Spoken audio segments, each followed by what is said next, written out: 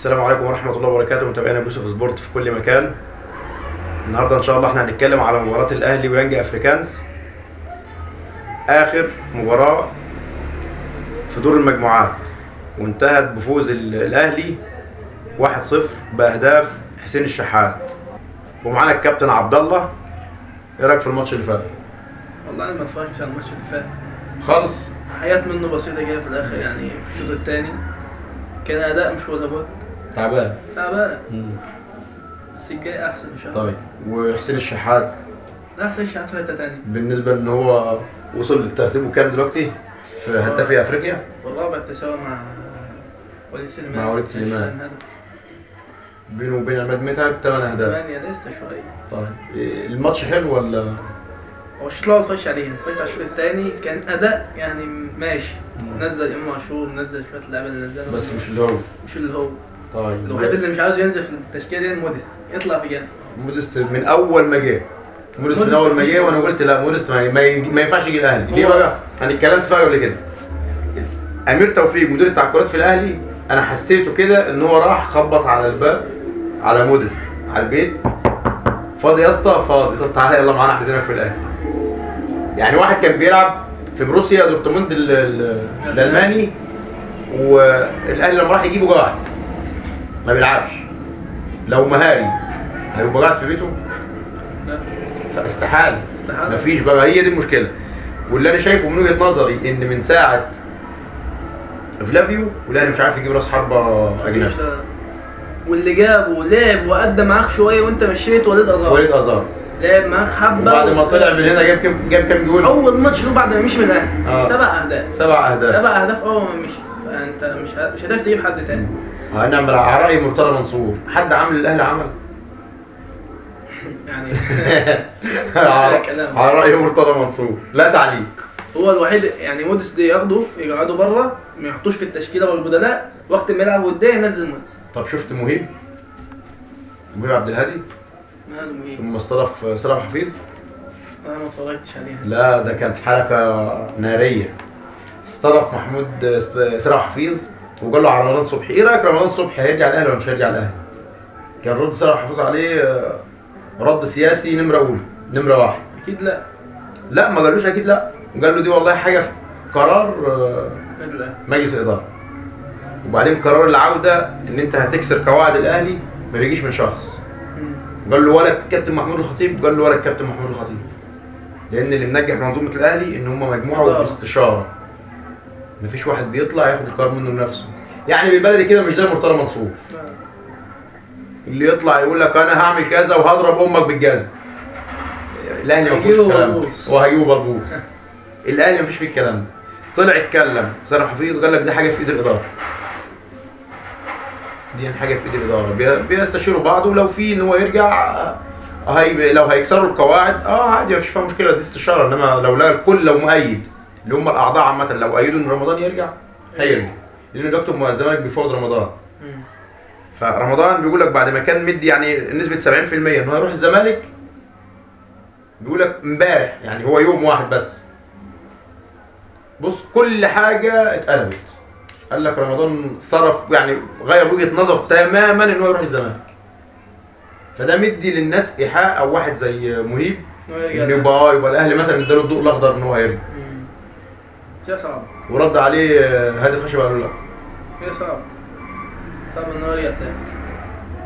اكيد لانه هو مشي بطريقه مش حلوه، وده اللي قاله الكابتن سلام حفيظ. قال له قبل ما تسالني ازاي الاهلي هيرجع رمضان ولا لا، قول لي هو مشي ليه؟ يعني ايه السبب اللي مشاه؟ ولا الاهلي هو اللي مشاه، ولا الاهلي نزل عليه غرامات، ولا الاهلي كان بيعامله معامله مش كويسه عشان يسيبوه يمشي. وبعدين انت سايب الاهلي مش عشان تحترف بره، انت سبت الاهلي ورحت عشان تحترف في الدوري الانجليزي، ورجعت على الاهلي تاني، ومن الاهلي سبته عشان تروح نادي الاحتراف بتاعك اللي هو بيراميدز اللي هو ما خدش ولا بطوله.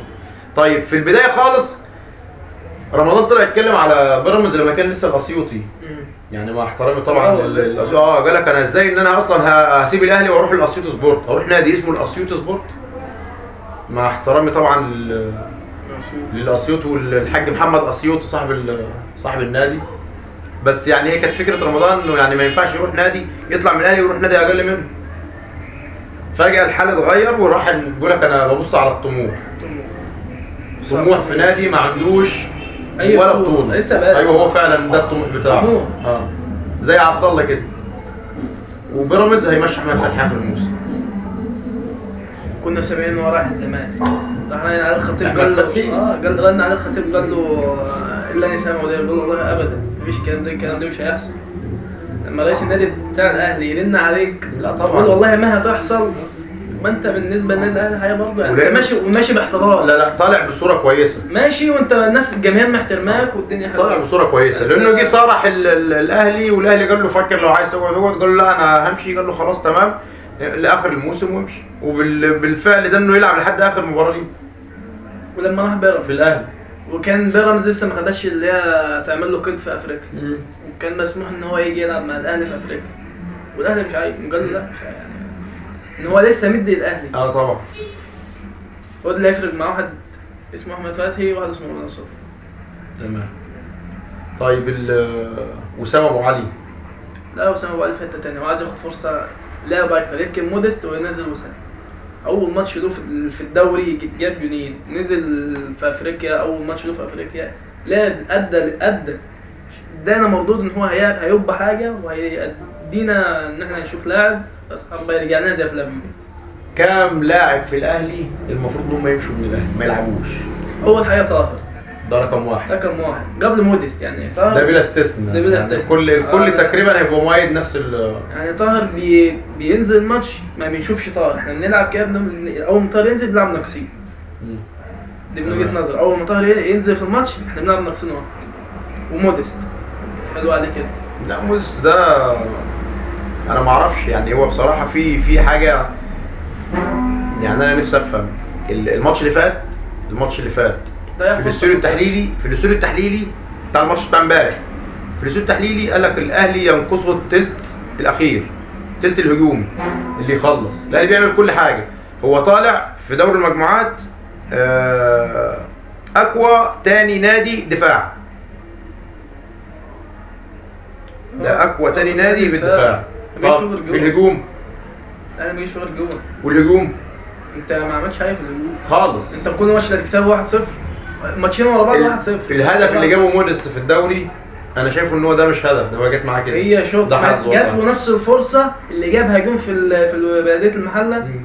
اللي جابها جون جات له نفس الفرصه وضيعها. وخبطه برضه جات له بالهيد قبل كده على الراس ما جابهاش. يعني الحته اللي هو جابها في بلديه المحله لما جري بنفس رجله وكان هيشوط بالشمال راح واخدها عاملها باليمين جت زرطت معاه جات له في افريقيا شاطها على طول. وضعيفه ضع يعني اصغر عيل ممكن يجيبها جول. طب الماتش الاهلي اللي جاي بس لا سيبك من ماتش الاهلي. كم لاعب يعني تتمنى ان هم يمشوا؟ هم 2 يعني بالنسبه لي اللي انا شايف 3 كمان. مين؟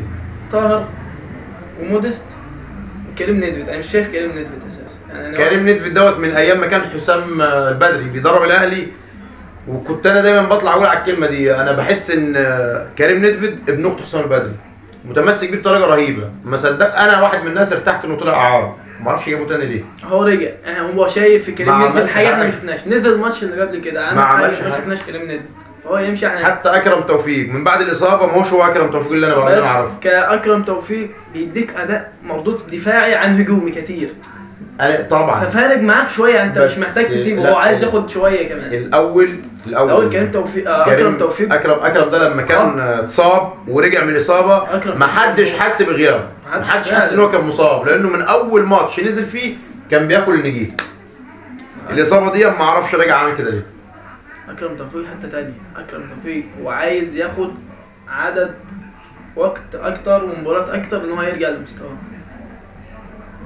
واكرم توفيق دون يعني قلب اسد كده اتحطوا معاك في اللي بتاع. انت ضامن ان هو ما فيش حقيقه هتعدي منه. طب وعمار اتمنى ان هو يرجع. عمار مختفي بقاله فتره مش عارفين. انا عن نفسي ما اعرفش عنه اي حاجه. ما اعرفش ان كان رجع من اصابه. هو كان مصاب من تقريبا كان قبل اكرم توفيق ورجع بعد اكرم توفيق. ما رجعش. لا رجع وراح وطلع اعاره للمقاولين او بيع للمقاولين. مش عارف بقى، مش ما شفتش اسمه في المقاولين من مع ان عمار ضوان كان في المنتخب الاولمبي كان مبهدل الدنيا، كان مكسر الدنيا. جه مع الاهلي، والاهلي كان اللعيبه بتاعته كانت في المنتخب، وفي لعيبه راحت كاس العالم، هو لما كان بيلعب في البطوله اللي هي كان لسه عاملينها دي. كان بيلعب مع الناشئين، كان واخد شرط القياده، كان بيقطع نفسه، كان بيعمل اي حاجه تحس ان هو لاعب سن صغير وهيقدم بطريقه جامده. ايه رايك انت في الكلام ده؟ رايك ايه رايك في عمار؟ هو ما يعرفش عمار. كان يمشي ولا انت ما تعرفش عمار؟ لا عارف. طيب يا عم عارف عمار. كان يمشي؟ لا. طيب انت دلوقتي احنا اتفقنا ان طاهر وموديست وندفد وكريم ندفد. انت من وجهه نظرك في حد تاني تضيفه؟ انا من وجهة نظري هو في حاجات كتير، يعني في ناس كتير انا عايزها تمشي، وفي ناس كتير حلوه، بس برضه انا هرجع وهتكلم من بعد فلافيو واحنا مش عارفين نجيب راس حرب. تمام. الفلوس اللي اتدفعت عشان خاطر نروح نجيب واحد زي موديست، عشان خاطر نوفر فلوس يعني على النادي اللي هنشتريه منه، دفعناها له راتب وما عملش بجنيه. احنا ما استفدناش، ما عملش بجنيه، جبناه نزل في القايمه خلاص بالاونطه. حتى في الماتش اللي كنا بنلعبه كان في كاس العالم لما نزل خط طرد وطلع طرده بس يعني هو الباشا نازل لسه سلام عليكم بيسلم على الحكم، طرد يطلع بره، ما عملش حاجه. بس كله قال يعني الحكام قالت ما فيش فيها حاجه عاديه، يعني خطه ما فيش، ما تديش اي حاجه، هي ما فيهاش. بس برضو دي مش ده مش لاعب، انا مش من وجهه نظري مش لاعب. ده لو لاعب متمكن لا هو ممكن يكسر لاعب قدامه من غير ما ياخد انذار فعلا. انما ده كده لا، ما ينفعش اصلا ان هو يلعب في الاهلي. ده واحد يعني. طيب عندنا لعيبه، واحد زي محمد ضوي كريستو اللي انا ما بشوفوش الا كل فين وفين، ده بيجي وبنديله بيعد علينا ملايين وما بنشوفوش لحد ما الراجل نفسه اصلا محمد ضوي كريستو ده هو نسي الكوره. يعني نسيت ان اللاعب ده موجود اساسا. طيب يعني انت نسيت ان احنا عندنا لاعب محمد ضوي كريستو جايبينه وبنديله فلوس ليه، وحاجز قايمه وحاجز اسم في القايمه بتاعتك اللي هي قايمه الاجانب.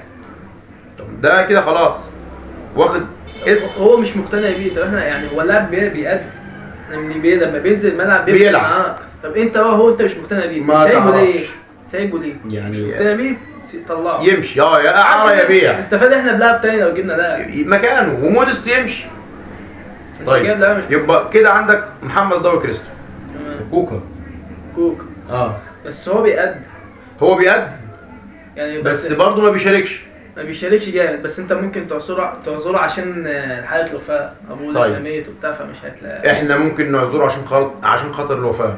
مين في الاهلي كان عنده حاله وفاه وشارك تاني يوم او تالت يوم؟ مروان عطيه. حلو. ما هو نفس النظام. هو ده تاني برضه اول ماتش بعد حاله الوفاه حلو. لا وادى، بس مش اللي هو. كوكا بيلعب كام ماتش تقريبا يعني في الموسم ده اللي احنا فيه ده؟ لعب كام ماتش؟ بتاع 10 ماتشات. ما يجيبش 10 ماتشات، يعني هو ممكن بالكتير كله كده راكب 5. كوكا ما بينزلش غير لما بيبقى في حد مصاب، فبيبقى مضطر ان هو ينزله. طب انت مثلا مش عاجبك اداؤه او ان هو لسه صغير، لسه عظمه ما نشفش بالبلدي كده، طلعه اعاره، هاته من بره بقى مستوي يقدم. وبعدين في عندك نادي سيراميكا، التصريح اللي طلع من نادي سيراميكا يقول لك ان الاهلي كان عايز بسام. انت عارف الرد لما الاهلي اتكلم على بسام، عارف طلعوا قالوا ايه؟ طلع قال لك احنا ما عندناش مشكله ان احنا ندي الاهلي بسام لو هنفرط فيه، بس هناخد الكندوسي سنه اعاره كمان وهناخد مصطفى شوبير. سيراميكا اللي عمل اسم سيراميكا او اللي عمل قيمه لسيراميكا هم الاربعه اللعيبه بتوع الاهلي. سيراميكا كان بيصارع الهبوط، الاربعه اللعيبه اللي راحوا للاهلي اعاره خلوه بقى ثالث الدوري. بقى دلوقتي عامل راسه براس الاهلي يقول لك احنا عشان نديك ناخد. انت فاهمني؟ يعني عشان نديك انت بسام ايه؟ مش عايز بسام. ده شوبير بص بدستة بسام. شوبير بقى يعني شوبير دلوقتي احسن حارس في الدوري المصري موجود حاليا. ما انا بقول لك يعني بدستة بسام. مين في الدوري المصري بيلعب زي شوبير؟ انت تيجي تقول عشان اديك بسام اخد الكندوز السنه واخد مصطفى شوبير؟ ده مجنون. بقول لك مصطفى شوبير من بعد اصابه الشناوي ساعه ما وقف ايش في غير جون واحد، وهو لسه كمان ده لسه ما ياخد الصفر يعني لسه كده وشال 16 كوره هدف هدف دخل منطقة مؤكد الجزاء. هدف مؤكد شال 16 هدف مؤكد. شايف الماتش اللي فات التصدي بتاعه في الاخر كده واحد خد انفراد كده من الجنب كده طارت شال الكوره. مين بسام اللي هو ولسه لما ياخد الصفر هو لسه شباب ولسه عيل صغير، ده بصراحه هيبقى مستقبل الحراسه في الاهلي. الاول كان يقول لك عشان ابن احمد شوبير فهم حاطينه في النادي، دلوقتي شوف ابن احمد شوبير. لا الاهلي ما عندوش وسايط. مفيش. الاهلي لو عنده وسايط كان من باب اولى كان ساب شريف اكرامي. اكرامي ابن الكابتن اكرامي. شريف اكرامي ده من اول ما لعب كان عالمي. كان مربي شعره الاول كده كان عالمي لحد ما وصل لدرجه ان يعني شريف اكرامي لو اتشاط عليه ثلاجه هتخش ثلاجه، لو شطنا عليه عزبه كامله بالكره اللي جنبها كده هتخش. الاهلي قال له امشي. الكره تبقى طالعه بره يربطها بايديه يدخلها عملها في بيراميدز، الكره طالعه بره وهو ونط عليها وشدها راح مدخلها جوه. لا اكرامي فالاهلي قال له امشي. مع طلع اكرامي الشحات ابوه كابتن اكرامي طلع يتكلم على مشاعر ابنه، ما اتكلمش، قال لك انا ما بدخلش نفسي في الحاجات دي اللي الاهلي شافه صاحب يعمله. حتى رمضان لما مشي كابتن اكرام الشحات اللي هو ما يعرفش يعني رمضان صبحي متجوز بنته. كابتن اكرام الشحات قال انا واحد من الناس عمري ما دخلت نفسي في حاجه مع رمضان صبحي، يعني لانه هو ما عرفنيش اصلا ان هو يسيب الاهلي، فانا بالتالي مش هساله ولا ليه دخل، ده مستقبله هو الحر فيه. فلما جه راح توسط ليه عشان يكلم حد من اداره الاهلي عشان يرجع، برضه قالوا لا انا مش هتدخلك في حاجه. ده بالنسبه لرمضان. ورمضان كان نجم، يعني كان نجم لو كان كمل كان هتلاقي رمضان في حته ثانيه. رمضان يعني ما رمضان قبل ما يمشي ناس كتير قالوا له انت لسه صغير ولسه ما انتش فاهم برضه خطوره اللي انت بتعمله وهترجع تندم.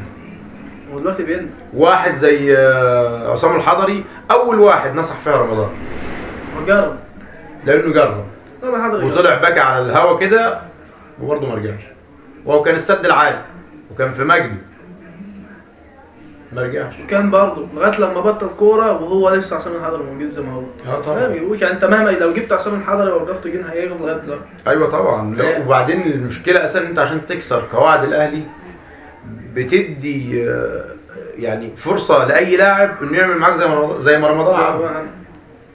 يعني مهما كان هو مين، يعني معلش واحد زي رمضان عمره في حياته ما هيكون ابو تريكه اللي اعتزل في عز مجده 32 او 33 سنه. اعتزل في عز مجده.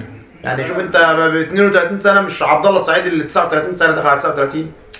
لا ده كان واعتزل في عز ما العالم كله بيتكلم عليه. اللي هل لما اعتزل الاهلي ضاع؟ لا طبعا الاهلي ما ضاعش. رمضان لما مشي هو مفكر ان هو كده بيكسر الاهلي، يعني انا همشي اهو شوفوا بقى الخساره والهزيمه اللي انتوا هتشيلوها وهترجعوا تقولوا يا ريت اللي لا انت مشيت من هنا اساسا. من بعد ما انت مشيت خدنا افريقيا. يعني ليه اساسا انتوا كلكم كنت انت وعبد الله السعيد واحمد فتحي كلكم في الاهلي ما خدناش افريقيا من 2013 ما خدناش افريقيا. انتوا مشيتوا من هنا جبنا افريقيا. كان معاهم اكرامي كمان وكان معاهم اكرام. فاللي في دماغه او اي حد فاكر انه اي لاعب مهما كان نجم ولامع هيسيب الاهلي هيأثر يبقى بيحلم. بالنسبه للماتش اللي جاي الاهلي والزمالك توقع التشكيله. طيب قبل ما نتوقع التشكيله في مصدر كده في اتحاد الكوره بيقول لك ان هم هيجيبوا حكام اجانب. يعني شايفها مش محتاجه دلوقتي ان احنا نجيب حكام اجانب، نكمل بالحكام المصريين. ليه؟ الحكام المصريين يعني لما لعبوا في حكام لعبت في بطولة افريقيا افريقيا وادوا، والحكم كان في نص النهائي والنهائي يعني انا شايف ان هي نكمل بالحكام بتاعتنا، نشوف الحكام بتاعتنا هل في تغييرات ولا لا. بس برضه في الاحسن الحكام الاجانب عشان انحازيه. طيب بالنسبه للحكام وراحوا افريقيا، مش كان عندك جهاد جريشه راح كاس العالم للانديه؟ راح كاس العالم ويجي بعدها عك ماتشات كتير. هو دي اراء، بس انا مش مقياس عندي ان الحكم ده عشان راح هنا يبقى هو كده خلاص بقى الفورمه بتاعته خامه نضيف. مش على كده برضه، يعني شايف ان كام ماتش في الدوري نتفرج على الماتشات وبتاع، فتلاقي ان الاداء الحكام ما عادش فيه زي الاول. طيب وبالنسبه لروح البروتوكول والاحتواء، هي دي بقى اللي هتفرق مع الحكام. عشان كده يعني ممكن حكم يبقى كويس وخامه نظيفه وتمام التمام، بس هو الطبع غلاب. هو ممكن يكون انتمائه زملكاوي زي الحكم اللي احنا شفناه كده الموسم اللي فات ده، لا اللي قبليه، لاعب من الزمالك بينط عشان يجيب الكوره براسه والحكم نط معاه، يعني الحكم نط وعمل براسه كده، يعني كان ناقص ان الحكم ياخد الكوره ويخش بيها الجول بدل اللاعب. والله ده كانت فضيحه. المهم ان هو طلع يتكلم على روح البروتوكول. انا اول مره في عمري في حته ما سمعت عن روح البروتوكول دي، ما سمعتهاش في اي حته، يعني ما فيش اي دوري في العالم سمعت عنه حاجه اسمها روح البروتوكول دي. ايه شغلها في اللي انت حاكم؟ يعني اللي انا اعرفه ان روح القانون. روح القانون ماشي، انما روح البروتوكول يعني شويه نسمع ماشي. روح القانون دي خلاص عرفناها، سمعنا روح البروتوكول تمام. شويه هنشوف روح الفار، وشويه هنشوف روح امك. يعني الارواح كلها هتيجي، الارواح كلها هتيجي، كل حاجه متاحه. يعني ايه روح البروتوكول؟ انا مش فاهم. وايه يعني ايه اصلا تبقى في لقطه في فار وبتاع لقطه في الفار عايزين يشوفوها، وبتاع الفار يقول لك معلش اصل احنا كنا فاصلين بنشغل الكاتل بتاع الشاي. شاي وانت قاعد على قهوه؟ امبارح الماتش بتاع فار كله كان الفار متعطل. ايوه ايه اللي عطله؟ كانوا بيعملوا شاي برضه؟ ايه طب ايه الفار جه، حكام الفار موجودين وعربيه بتاعت الفار موجوده وكل حاجه موجوده والحكام موجودين بتوع الفار. طب الفار لا، الفار مش شغال. طب انتوا جايين تعملوا ايه؟ وطلع المدير الفني بتاع البنك الاهلي يقول لك احنا اكتر فريق لعب خارج ارضه، واكتر الفرق الماتشات اللي احنا لعبناها من غير فار. يعني انت ايه يعني من غير فار؟ طب ازاي موجوده ويكون حكام الفار موجودين والفار مش شغال؟ انت تعرف ان الدوله الوحيده اللي اشتغلت بفار من غير تدريبات ومن غير ما يتعلموا الدوري المصري؟ الدوري الوحيد في العالم اللي شغل تقنيه الفار من غير ما يتعلمه. الدوري المصري بيعمل اي حاجه. احنا لا بصراحه احنا شعب ايه؟ احنا شعب مش عايز اقول لك كاسح. بيعمل اي حاجه، مفيش حاجه بتقف قدام، غير تدريب. مفيش حاجه بتقف قدام غير تدريب. احنا في ثانيه الا ثانيه ممكن نروح نجيب واحد من الاراضي الزراعيه، تعالى يا عم انزل عشان خاطر مودست مصاب وهينزل يلعب. لا والله عندنا حاجات غريبه والله.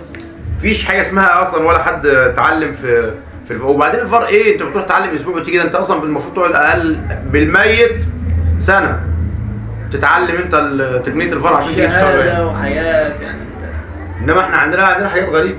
طيب بالنسبه للتشكيل، توقع انت هتتوقع التشكيل تمام. وبعد ما تتوقع التشكيل يعني هتقول لنا التشكيله مثلا اللي انت تتوقعها ان مارسيل كولر هينزل بيها تمام.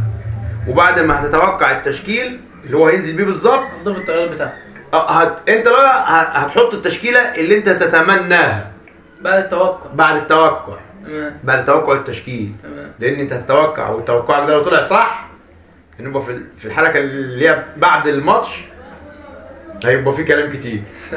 توقعك لو طلع توقع التشكيل اللي انت هتتوقعه وطلع نفس بتاع مارسيل كولر، والناس برضه هتتوقع التشكيل.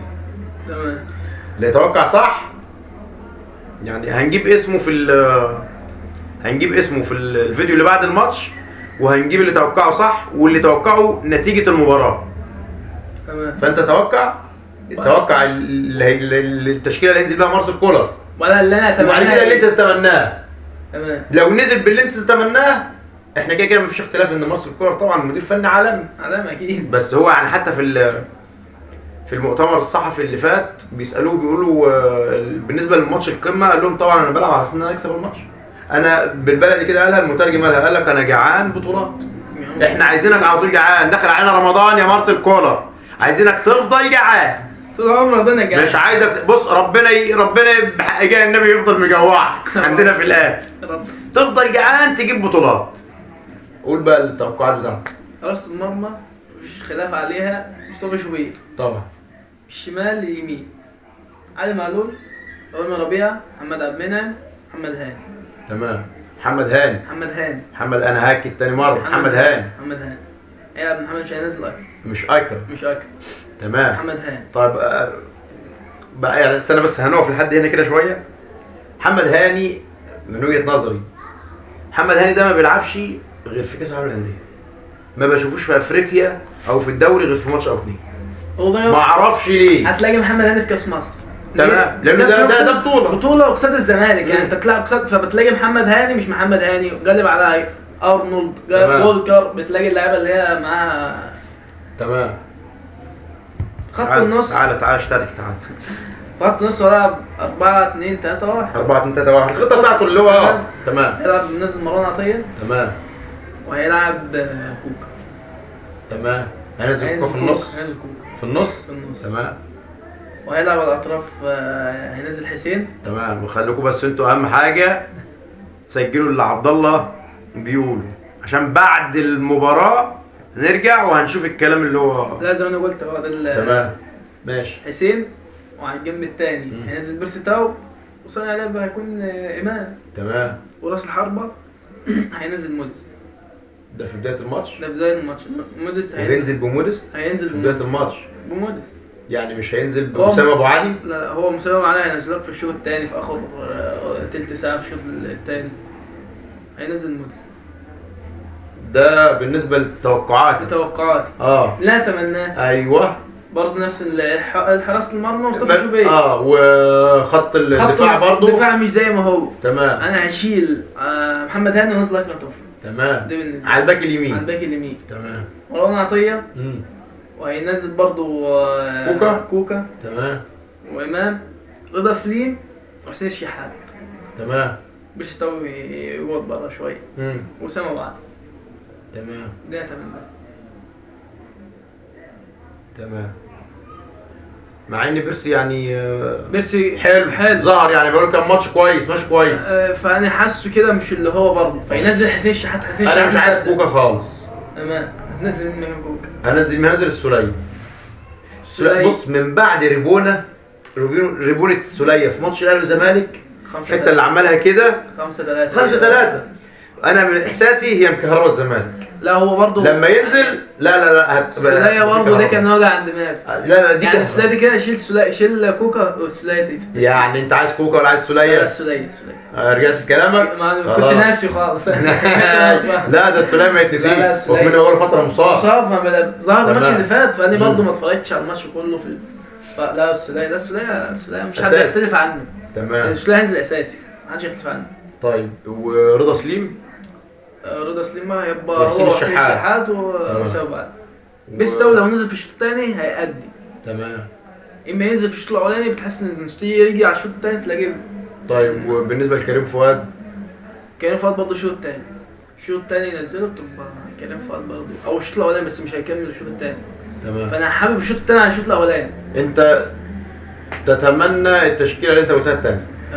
تتوقع التشكيله الاولى. صح؟ وانت؟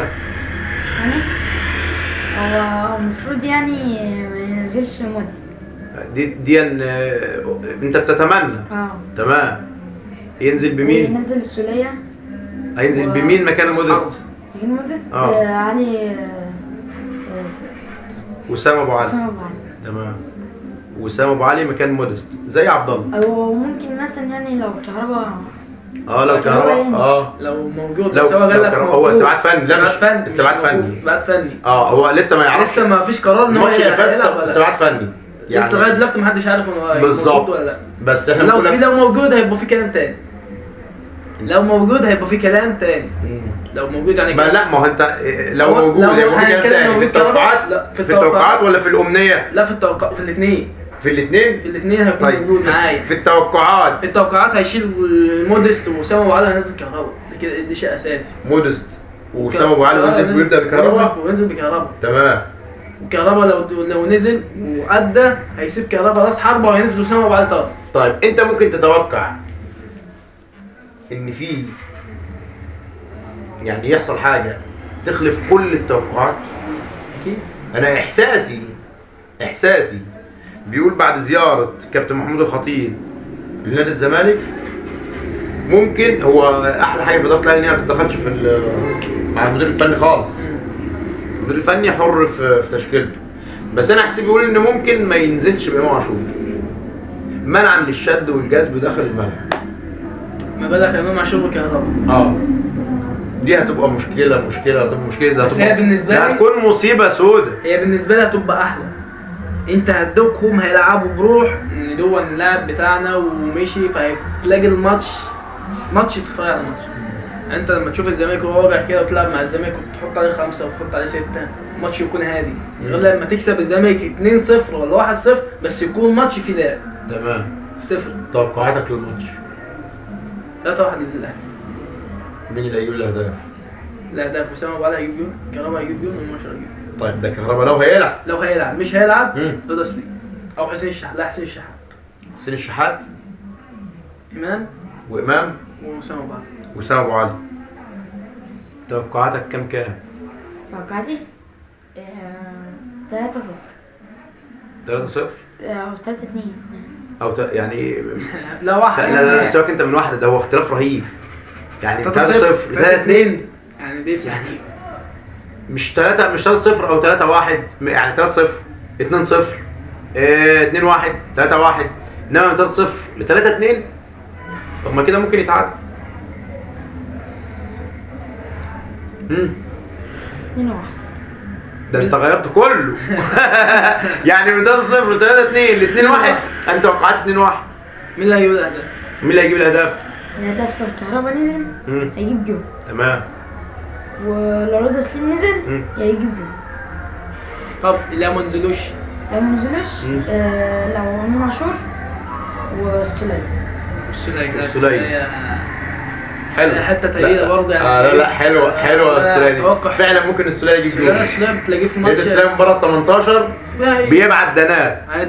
بيبعت دنات يعني والله كان الله في عون الحارس بتاع الزمالك. احذر يا عواد. احذر وبلاش الطلعه بتاعتك دي يا عواد والنبي بره كده خد بالك بس. هتخرم بين ايديك. مصاب. توقعاتك بقى كام؟ 2-1 مين هيجيب الهدف؟ توقعاتي يعني ممكن اخلف كل الظنون على فكره. لو مودست نزل احساسي بيقول ان هو هيجيب جول، معرفش ليه ما بيلعبش خالص. عارف لو مودست لو جاب جول في ماتش الاهلي والزمالك انا واحد من الناس مش هخليه يمشي. ايوه يعني قعدوا الماتشات الزمالك. لا والله التوقعات هو الماتش بيخلف كل التوقعات. الماتشات القمه بالذات ملهاش توقعات خالص. بس احنا بقى عندنا توقع كده. بس توقعاتي ان طبعا امام في الماتش دوت لو هيلعب هيموت نفسه قدام الزمالك. انت بتلعب فريقك هيموت نفسه عشان خاطر الكلام اللي طلع واتقال على امام وقعدوا يشتموا فيه ويغلطوا فيه والكلام ده كله وخاين ومش خاين والكلام ده كله. بس امام هيعوز يرد عليهم في الملعب. فتوقعت ان امام هيموت نفسه. هيديهم واحده من بره ال 18. امام هيصنع هدف وهيسجل هدف. ده امام هيبقى هو اللي يصنع الهدف وهيسجل هدف. وراجل المباراه وهو اللي هياخد راجل المباراه. راجل المباراه. لانك لما تكون جاي من فريق والفريق ده شتم عليك او قال عليك كلام فبتيجي تظهر له نفسك. انا هوريك انا مين. فهنلاقي امام نسخه ثانيه غير اللي احنا عارفينها. نسخه الزمالك اللي هي نسخه احسن نسخه اتظهرت. طبعا لامام فعلا. ياخد الكره من نص الملعب كده تبص تلاقي امام عند الجون ومن بره. ايوه دخل 18 ويجيب في المص. هيديك في اي حته حتى لو انت واقف فيها هيديك تقول ما خدتش. امام هيديك تقول ما خدتش. كده عندك اي حاجه تاني؟ لا كده تمام. احنا كده الفيديو عدى. طيب كده نكون وصلنا لنهايه الحلقه. ويا ريت اللي ما اشتركش في القناه يشترك ويفعل زر الجرس عشان يوصله كل جديد. السلام عليكم ورحمه الله وبركاته.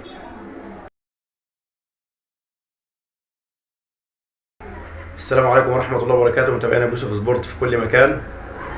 النهارده ان شاء الله احنا هنتكلم على مباراه الاهلي ويانج افريكانز. اخر مباراه في دور المجموعات، وانتهت بفوز الاهلي 1-0 باهداف حسين الشحات. ومعانا دلوقتي الكابتن عبد الله. لا لا، شو انا كابتن عبد الله الصحي. لا عادي براحتك، كل شيء يتمنى. بس على فكره انا بكره المونتاج لانه بيطلع عين امي. والله بص وقطع. لا اشمعنى دكتور معانا الكابتن عبد الله رحمه الله. خلاص يا عم يوسف خلاص. لا ده احنا كده مش هنسلك بالصلاه على النبي. يلا عادي يعني، انا عايزك تبقى لا بس ما حدش شايفنا. احنا بنضحك على نفسنا.